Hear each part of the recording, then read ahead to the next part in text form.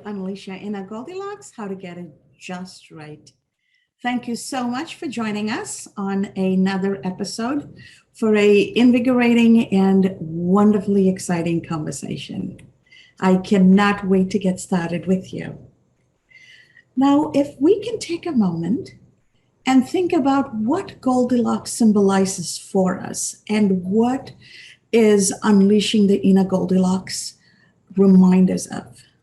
To me, Goldilocks is an embodiment of every little girl's dream, every young person's dream, that they can be anything they want to be and they can get things just right in a way that's going to work for them. Remember when we were young, we knew exactly what we wanted, we knew exactly whom we wanted it from, and we pretty much knew how to go about getting it because we were able to find ways to convince the adults around us to accommodate us, whether we charmed them or whatever tools in our toolkit we used, right? Somewhere along the way, we've forgotten it. So let's take a moment and think about what is Goldilocks telling us. She reminds us of making sure that we don't settle for something we're not ready for, right? If the food is too hot or too cold, she wasn't ready to eat. If the bed or the chair was too hard or too soft, she wasn't going to use it. Apply that to our day-to-day life. What if we work at getting everything just right so that we don't show up in situations for ourselves and others too hot or too cold? We don't show up in situations where we're too hard or too soft. What if we got it just right? Just what if we got it right? Okay. And why is this equally important when we start thinking about our adult life and living our purpose and accomplishing our purpose? Research shows that we can each only influence 3 levels from where we are. And our success is directly correlated to the amount of people we can influence and the amount of movement we can get to accomplish our purpose. Goldilocks is all about centeredness. Not too hot or not too cold is somewhere in the middle, right? Just enough temperature to eat, just enough personality, not too hot, not too cold to accomplish something successfully. And so if I come at an issue from the extreme right or extreme left end, think about the influence I can create. If I'm already at the extreme right end, I can only influence 3 levels towards the center. If I'm already at the extreme left end, I can only influence 3 levels towards the center being the operative word. Now, what if I understand that issue from all perspectives and I come from that centeredness? Now, all of a sudden, I can influence 3 levels to my right, 3 levels to my left, and everybody else in that centered position. I have taken my 3 degrees of influence, and I have more than doubled it for 7 degrees of influence. Why wouldn't I want to maximize my influence so that I accomplish my goals, live my purpose, and drive successfully, right? Why wouldn't I want that? Why wouldn't each of us want that? What does this mean in real life? I might stand here and draw a 6. And you are across from me and you say, oh, no, Dr. Kaz, that is a 9. We're both right from our own perspective, but from each other's perspective, we're both wrong. But arguing about it doesn't accomplish anything. What if we get off of our own perspectives and go to a neutral third-party perspective? So go to either side and you might realize, oh my, that looks like an alphabet in a different language. Maybe it is even a word. All of a sudden, it's neither a 6 or a 9. What if we looked at situations that polarizes us and divides us and causes stress and strain and toxicity in us and in our community? What if we start looking at things from a different perspective? What if we come from that centeredness? How much more positive impact can we create? And how much more positive energy are we going to draw towards us so that we can drive our purpose and live a successful life. You hear me talk about purpose all the time. Even the pursuit of purpose sits in the centeredness of what you love, what you're great at, and what the world needs. So finding that centeredness of what you love, what you're so very good at, so that other people can't compete with you, and the world needs it so that the world is going to engage with you for that goods or services, that's what's going to make you economically successful. And that's what's going to help you live a purposeful life with success. So even if you don't want to be centered, even if you want to stake your position, in order to live your purposeful life, you have to come to that centeredness to find what your purpose is. And then to thrive by living your purpose, you have to meet the others in that centered position to drive influence so that you can live a successful life that is thriving. Today, we are going to talk about a very, very important issue of health and vitality. And health and vitality is not just about the physical conditioning. It is known that the human body is led by the human spirit. And when the spirit is strong and the spirit is centered and the spirit is at peace, the body thrives. Have you noticed when you work in a place where you're not happy and it's highly stressful, people get sick all the time? It's psychosomatic, it's psychologically driven, physiological perils, right? So the first step towards living a healthy life with vitality, we each have to find our inner peace. Peace is not something we find outside. It is something we each have to find inside.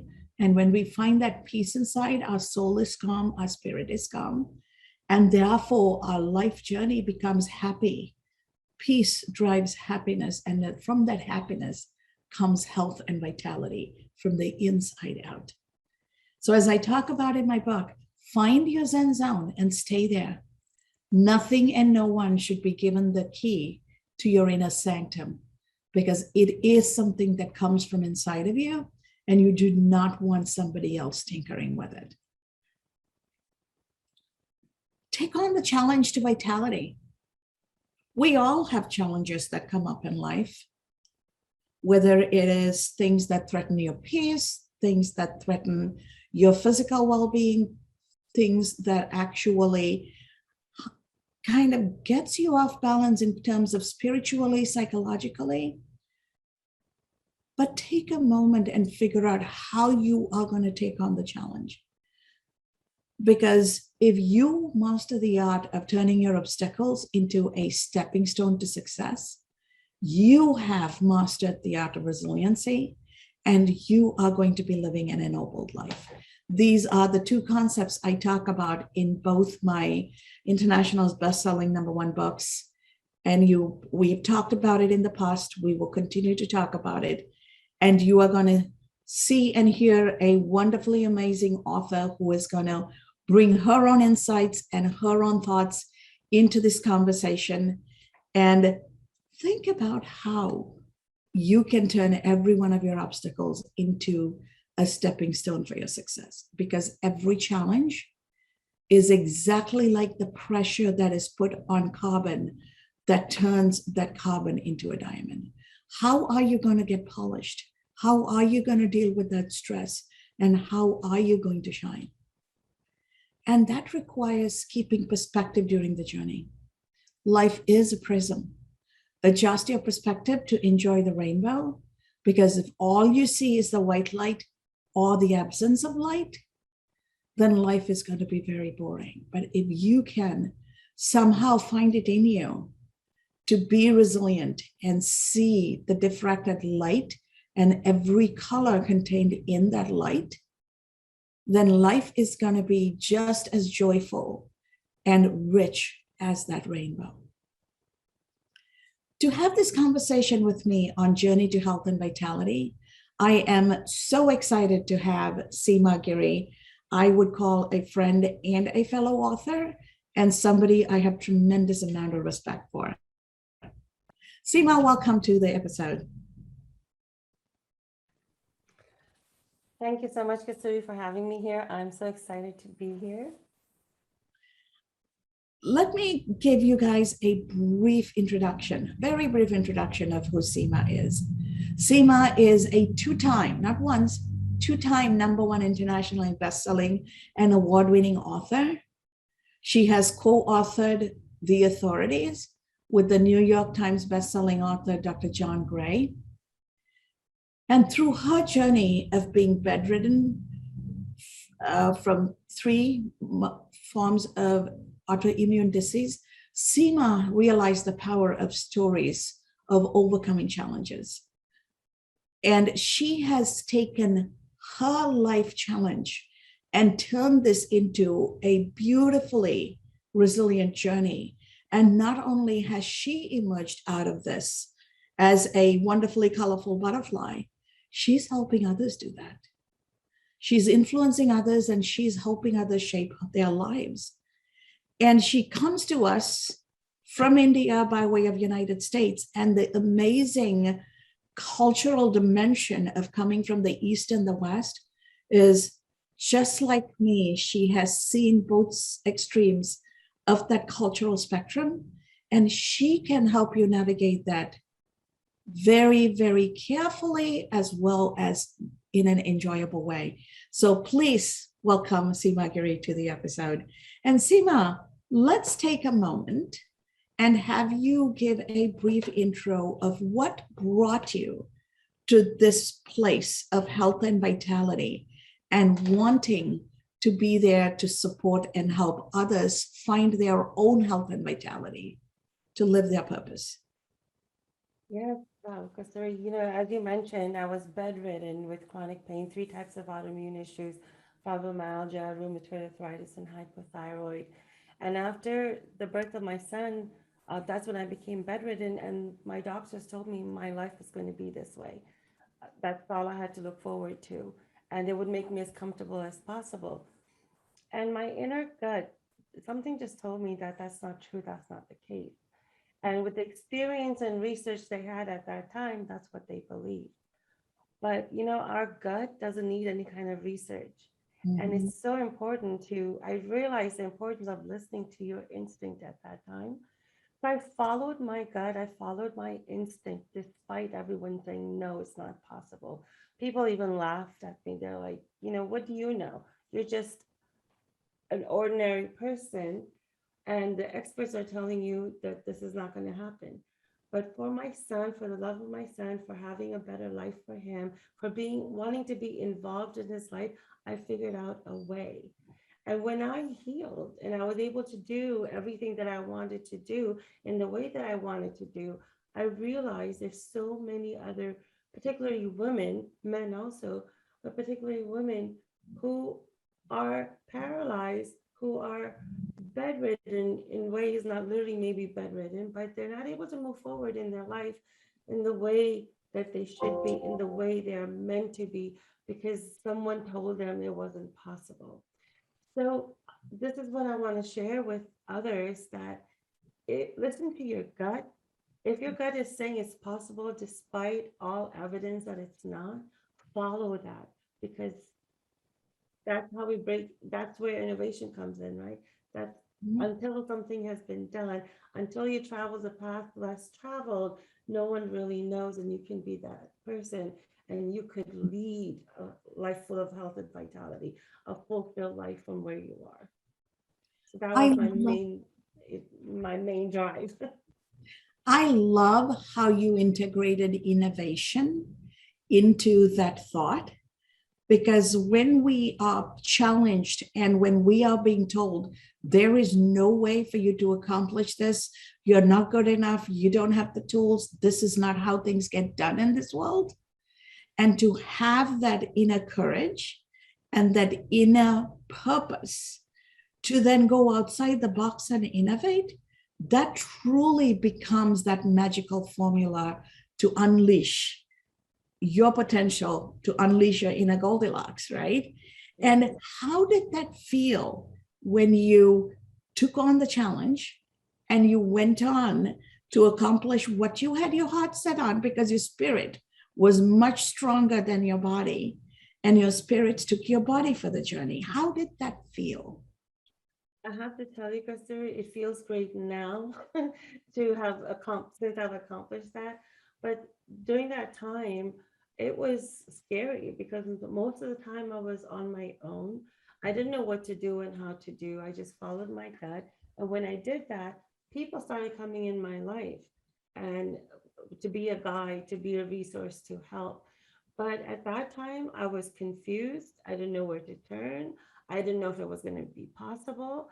But I decided all I had to do was take my next step. I didn't have to know the entire road down all the steps that I'm going to take. So I just did the next best thing and took baby steps and just asked myself, what is the next best step? So that's how I went through it. And I'm so glad I followed that, because so many times we know what to do, and because of fear, we decide not to do it. So I'm really glad that I took that step. I usually take into account what experts say, what my family is saying, what my husband is saying. But somehow I got the strength of saying, no, Seema, just listen to your gut. It doesn't matter what anyone else is saying. I think at that time, Kasuri, you get some kind of a power that just Mhm. overcomes you and you just move forward. So we really need to pay attention to that. And sometimes we don't know at that time, we just do it. Two things struck me there.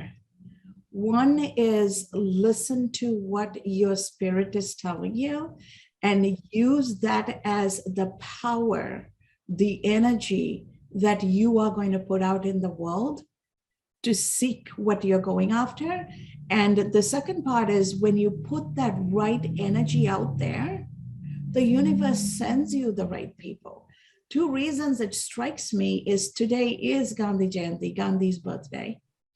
And he is, we both come from a part of the world where we see the tremendous amount of value he added to humanity and the world of peacefully, non-violently accomplishing national goals, right? Mhm. An entire people's purpose.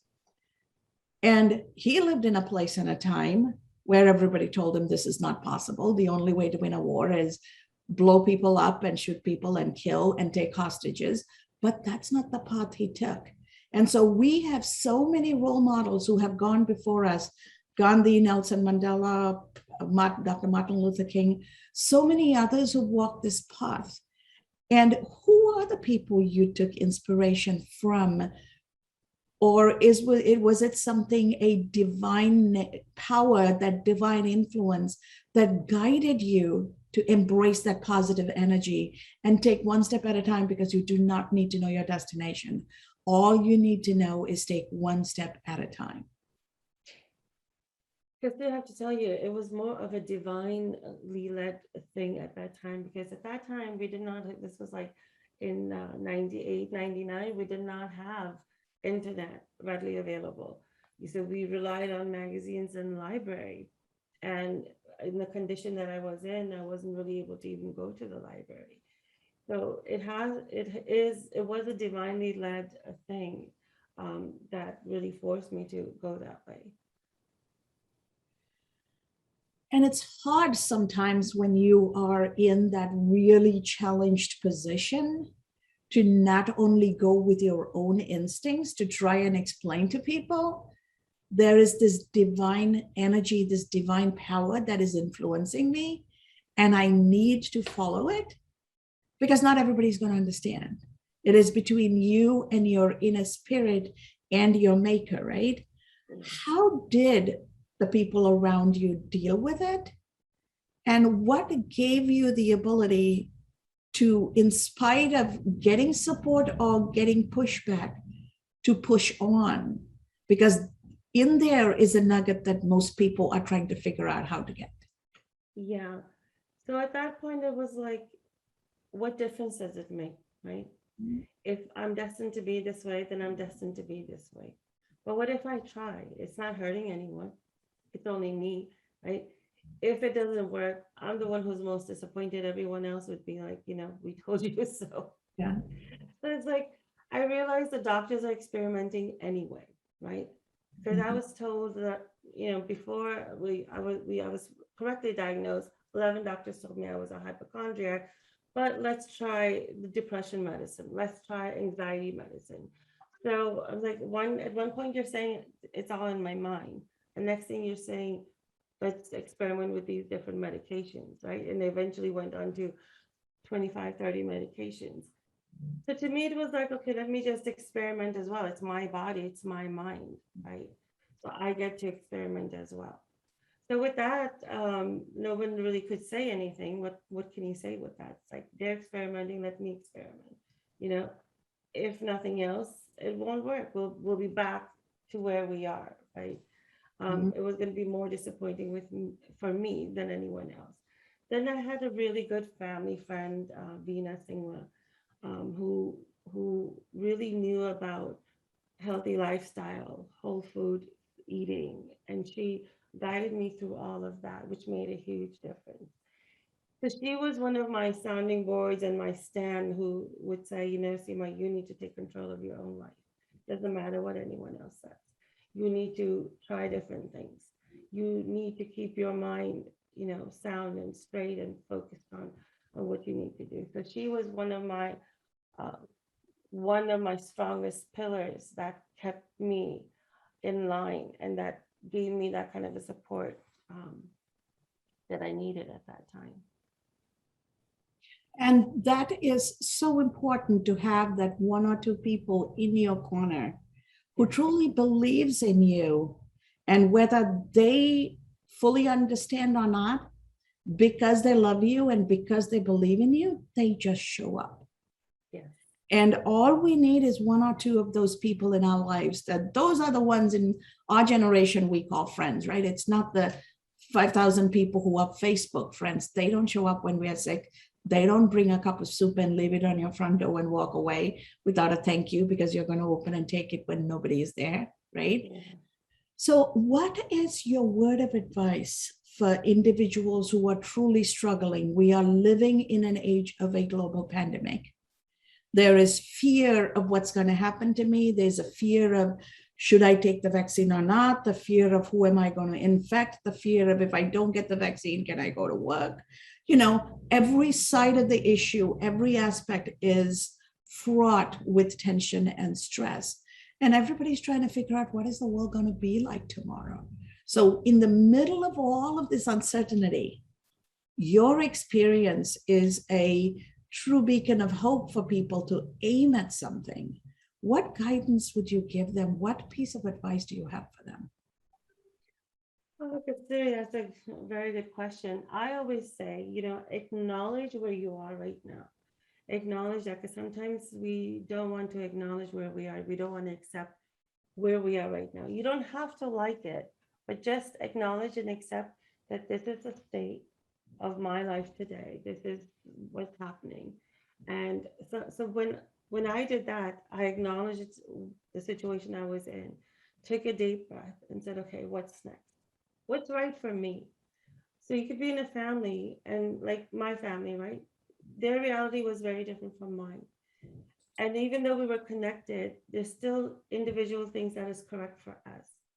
So see what is right for you.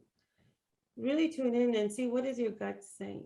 If people around you are saying vaccine is not worth it, it's not something to do, but you feel it is.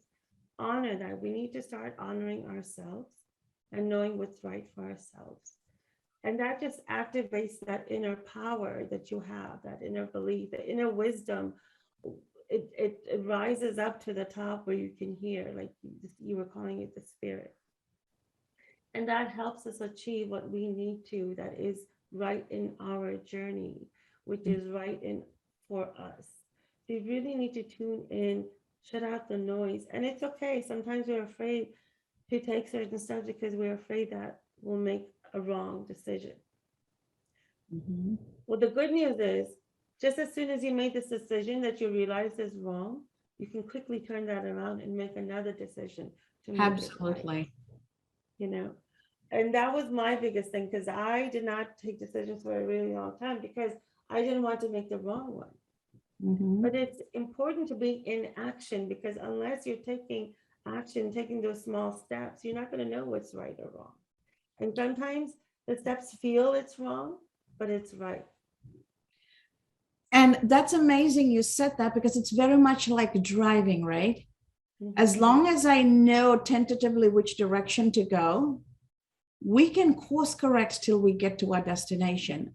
But sitting at home and wondering about which way should I go for hours and hours is not going to get us to that destination.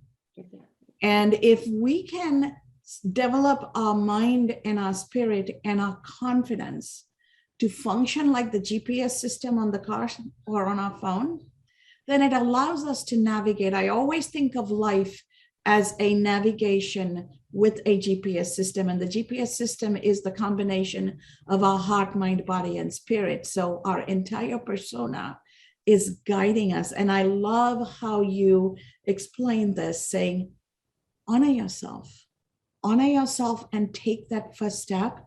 We don't need to know what that last step is, but not taking a step doesn't help us one bit. Yeah.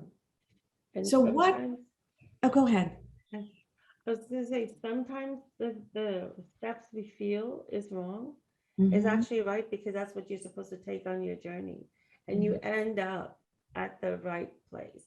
And it's the journey that's getting you there. We're already always worried about the destination, but it's also the journey where you're going to get your lessons. And that is an important point to remember, because peace and happiness are not destinations, they are the journey. Yes. And as we are taking that journey, we become resilient in as a whole person, right? The whole person being heart, mind, body, and spirit. And by taking this journey, we are truly going to live our purpose. Now, you are helping so many others take their challenge and turn it into a story to motivate countless others. You're priming the pump and you're paying it forward, and you are helping others find that same calling to listen to themselves and take those baby steps. How does it feel to be guiding others to live their purpose as well? It is one of the most beautiful and privileged things that I get to do. It's an amazing feeling. And this is the result of me taking action steps. This was Mhm. not something that I had planned on one day. This is what I'm going to do, and this is what I want to do. Right? This was not part of my plan. It wasn't even in my peripheral vision that this is something I'm going to do. But it was saying yes to things that were scary and taking those actions that took me to this. And I feel like this is what I was always meant to do. It's such an honor and privilege to help people who really didn't realize that they have a story, that their journey has been amazing, and that they can utilize that to help so many other people. It's been, in less than 2 years, it's going to be 50 people who become #1 international best-selling authors, and it's just been, I feel really blessed, and it's such a privilege. And it is such an honor for every one of those 50 authors, Seema. And I cannot tell you how honored I am that our paths crossed. Yeah. And here we are doing this episode, and we are going to be doing so many other things down the road together. And we have an underlying friendship and the respect that's going to help build this. Yeah. I am actually going to open it up to our live audience here if they have any questions, any insights. We also have a young author from Sri Lanka. So we have audience from Sri Lanka, from Belize. It is truly being attended by international community, both on Facebook and here live. But I want to see if they have any questions, any thoughts they want to add as we continue to talk about health and vitality. Monique, do you have anything to add or any question for Seema? Hi, Seema. Thank you for sharing your story. And I particularly loved when you said focusing on the journey, not the destination. Oftentimes, we have a specific target or goal in mind, and we're so focused on that that we don't appreciate the other unravelings that it brings us to that final destination. So I think that was definitely a reminder that I needed to hear this morning. So I appreciate that message that you shared with us. My question to you is, what personal values drive you forward? Because I know that you're building this community, and as much as you are, being able to further poise yourself in this realm, you're also supporting others to have a voice. Have a voice. So my question is, what personal values drives you forward to doing what you do? Oh, that's a great question. I'm glad you had that insight. Uh, the biggest driver for me in terms of value is integrity, right? Integrity and helping others through their difficult time, of being of service. That's the second value. Walking my talk, doing as I say, to be an example, and then being in service to someone else, because someone helped me. I didn't get here alone, right? Someone helped me where I am to help me heal. There was, integral people, even the doctors who were not believing in me, they were still there, an integral part. One to push me in the direction, and the other to do the routine checks and stuff, so we know where I was at the time. Um, so I hope that answered your question. Thank you. It sure did.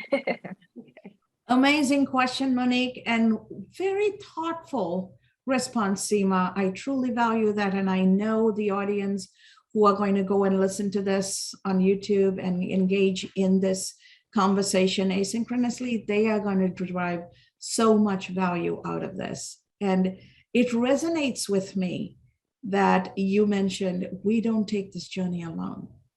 Too many times we hear people say, I accomplished all of this on my own. I don't need anybody. I came into this world alone. I'm going to leave alone. I can manage the rest alone in between. And a reminder to all of those who believe that, remember, your mother had to carry you to term for 9.5 months. You did not miraculously fall from the sky, right? Yes. And when your mother was ready to deliver you, there were others to help your mom deliver you. You did not come in without kicking and screaming, and somebody had to clean you and get you to breathe and cry, and somebody had to nurse you to life.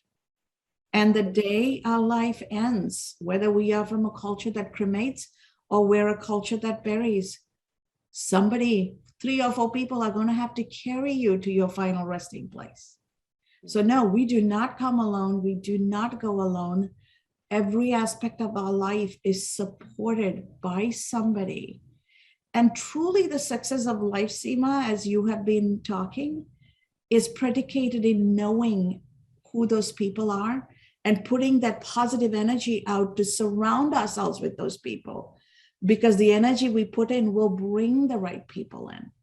What guidance do you have for people who don't know how to make those lasting relationships? Before I answer that question, I just wanted to add one more thought to what you just said. It's we always count the people that have helped us positively, but we also need to count the people who helped us in a not so positive way, because sometimes Lisa Nichols, she's a transformational speaker. She says that sometimes gifts come to you wrapped in rough paper, right? So it's also those people who were not very nice to you, who were not very helpful, that shaped you in the way you were. I mean, that probably pushed you to be more persevering and more determined. So we need to remember those people too. I love you saying that. Go ahead. Um, so, relationships, that's such a difficult thing. You just, in all that you do, you have to know what is good for you, what feels good to you, and honoring yourself. I think one of the reasons we don't have great relationships is because we don't honor ourselves. We are always trying to give to others so much. And I think the first person you need to give to, in order to give to everyone else, is yourself first. So look at the relationships where you're thriving. How is it there? They're probably honoring you just as much as you're honoring them. And and you're at some point honoring yourself a lot at that time too, versus in the areas that you're not having a great relationship. And we need to accept the fact that some relationships are there for a reason and a season, while others are there for, for a lifetime. So we, so we need to learn how to let go of those relationships too, although it hurts. But they're there to teach you a lesson, and you need to learn that and move on with that. So it's again, it's everything is feeling into how it makes you feel and why I started questioning, why am I feeling this way with this person? And why am I feeling this way with the next person? And it's for us to learn a certain lesson at that time and move on. But loving yourself first is going to help you have a better relationship all around. It's when we don't love ourselves and don't take care of ourselves, don't honor our boundaries, or don't set our boundaries, that causes issues in other relationships. Beautifully said, Seema, because I personally believe the most important relationship we each are going to have in our lives is the relationship with ourselves, with our inner self, and how aware are we and how in tune are we with our own being, so that we can show up in a way that is honoring ourselves, and that shows other people how to honor us, because the way we show up and the way we relate to ourselves is telling people how to treat us.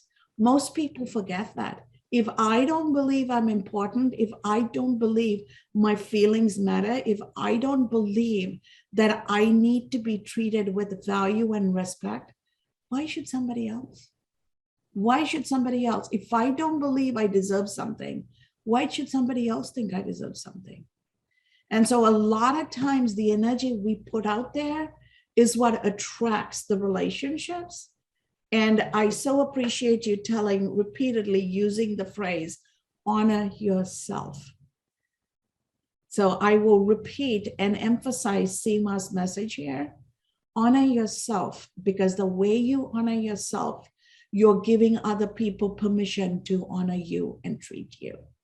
You are giving permission. And when the relationships are not positive, take a step back and think about what permissions are you giving other people in the way you're treating yourself. Now, Seema, as you are compiling this book and it's going to be launched, why don't you give us some information about the launch date and what to expect and where the book can be found? Because I want as many audience as possible to go and get this book, because health and vitality is a journey that we each must pursue. And I already know it's going to have such a ton of wisdom that people are going to benefit from. Thank you, Kasturi. Yes, Break Free to Health and Vitality is part of my Break Free series. To break free from whatever is holding you back to achieve the life you want. And the idea behind Break Free to Health and Vitality is with the quote by Ralph Waldo Emerson, the first wealth is health. So we're really taking it to the next level and saying, live a fulfilled life, and without health, you can't really do that. So I have these amazing authors that are entrepreneurs, and they have this mission to really make a difference and impact in people's lives so they can live a fulfilled life. This is launching on October 12th. We're having a 2-day best-selling campaign on October 12th and 13th, and it's going to be launched on Amazon. And this is going to happen globally, worldwide, and there's going to be specific country codes which will reveal on that day. Thank you, Seema. And the Goldilocks community looks forward to continuing to take this journey with you, and we will amplify your message and get your message out there on the day of your book launch.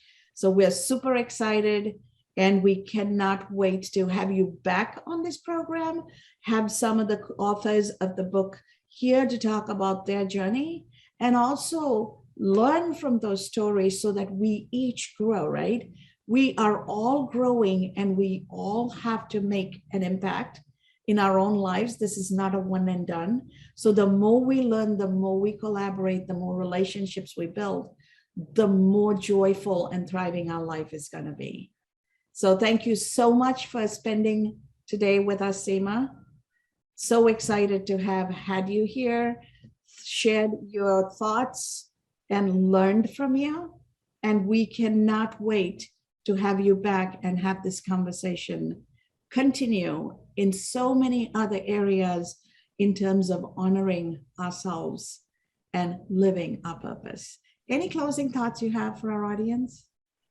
Yes, I would really want to thank you, Kasuri, for all your support and your, we're on the same mission, and meeting like-minded people with the same vision and mission is so critical and so important. So I'm really grateful that we are here together. The closing thoughts as I have for people is, we all want to live in the most wonderful, beautiful world. And it is our responsibility, each one of us, to make that happen by doing what we are meant to do. It's like many single drops build up the ocean, right? And we're a single drop. So we all need to do our part to create this beautiful world that we all want to live in, and to persevere, never give up. If things are not the way you want at this time, things will change. One thing that is constant is change. So take those baby steps, take your next best action, and things will change.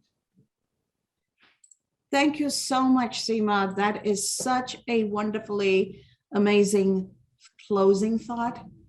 And I love the way Rumi states it. Each of us are not a drop in the ocean. We are each the entire ocean in a drop. So we each have it in us to reflect and represent everything the universe holds. And it's already contained in us as long as we believe it, and we can truly bring it to bear. So I invite all of you to go to the YouTube channel and find Transform with Dr. Cass, where you can find all our past and future episodes. Stay with us, stay connected to us. If you have any thoughts, any questions, feel free to engage with us, because this is all about getting you what you need to hear and learn. And as a community of the Goldilocks approach, we are building to last, and we are truly trying to figure out how we create a more perfect union, and how do we shape this world in a way that we are proud of what we have created. So take all the wisdom you got from Seema today and honor yourself. And as you go through your day-to-day life, remember, not all relationships are here to last. Some are here to teach us what to do. Some are here to make us stronger and thrive. And some are here to support us and guide us. And keep perspective of what they are, and leverage every relationship, keeping in mind every human interaction is our opportunity for transformation. So go out there and transform lives. And in that process, please don't forget to transform your own.